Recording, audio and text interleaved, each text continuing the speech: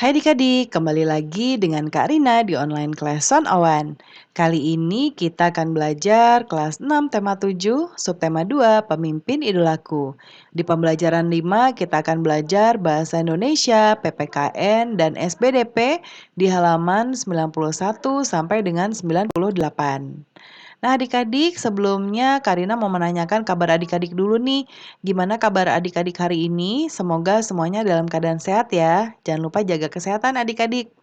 Nah sekarang kita sudah sampai pembelajaran 5. Kata Dayu, apakah menjaga persatuan dan kesatuan hanya tugas pemimpin saja? Apa yang dapat kita lakukan untuk meningkatkan persatuan dan kesatuan? Nah ini ada bacaan ya adik-adik ya tentang tari daerah berpasangan ya. Nah, kemudian ada bacaan lagi unsur tari. Boleh adik-adik baca dahulu tentang gerak, tata busana, tata rias, ya iringan tari. Kemudian properti tari, tempat pertunjukan, ya. Kemudian berikutnya adik-adik diminta untuk melihat sebuah video tari, lalu perhatikan keunikannya, ya. Nah, ini disesuaikan dengan video yang adik-adik baca, yang adik-adik tonton ya. Lalu berikutnya, Karina akan membahas tugas adik-adik di bagian Ayo Berdiskusi, semangat bermusyawarah untuk mufakat yang telah dilakukan oleh warga sekolah Sudin merupakan pencerminan dari pengamalan sila keempat Pancasila, kerakyatan yang dipimpin oleh hikmat kebijaksanaan dalam permusyawaratan perwakilan.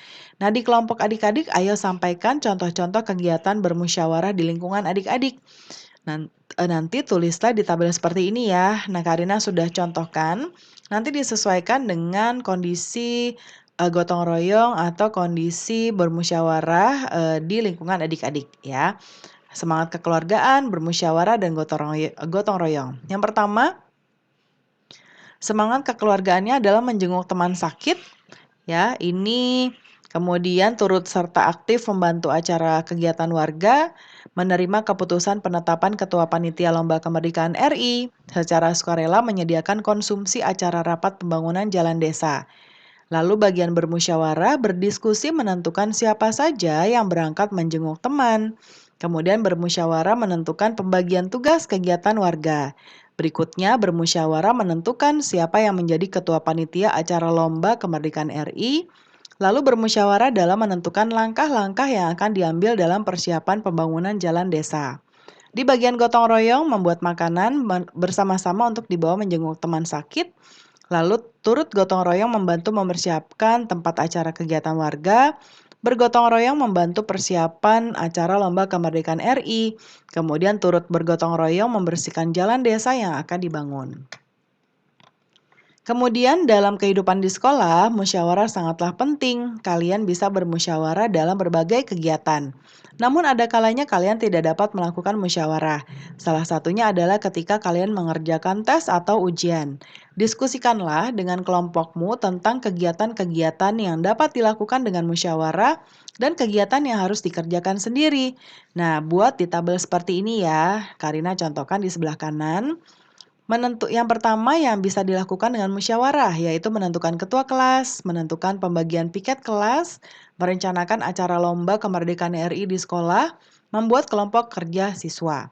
Yang tidak dapat dilakukan dengan bermusyawarah adalah mengerjakan ulangan atau ujian, melaksanakan tugas piket yang sudah ditentukan, membeli jajan atau makanan ringan, membuat tugas individu prakarya, dan izin pergi ke toilet. Karina kecilin dulu ya. Yang berikutnya ada bacaan yang judulnya Pemimpin Idola, Pemimpin yang Jujur. Boleh dibaca dahulu adik-adik ya. Nah, berikutnya buatlah pertanyaan sebanyak-banyaknya tentang cerita di atas.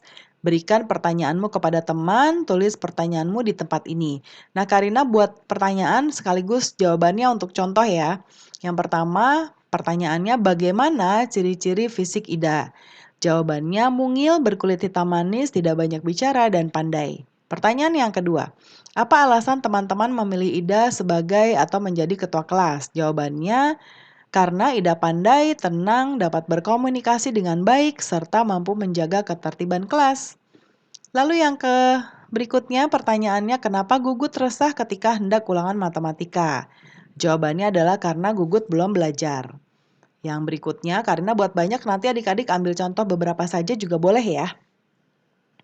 Berikutnya pertanyaan contohnya, kenapa Gugut menendang kursi Ida dari belakang? Jawabannya, Gugut meminta bantuan contekan kepada Ida. Lalu yang berikutnya pertanyaannya, apa bujukan Gugut agar Ida mau memberi contekan? Jawabannya adalah Gugut akan memberikan uang 10.000 untuk uang jajan. Lalu berikutnya, mengapa Ida menolak permintaan Gugut? Jawabannya karena bagi Ida menyontek dan memberikan contekan adalah perbuatan yang tidak jujur, bahkan bisa dianggap sebagai korupsi kecil-kecilan. Nah, itu bagus sekali adik-adik ya contohnya. Berikutnya ini ada tentang pidato. Teks pidato sudah kita pelajari juga di pembelajaran sebelumnya ya. Harus memuat beberapa poin ini. Nah, boleh dibaca dahulu. Kemudian nanti di sini,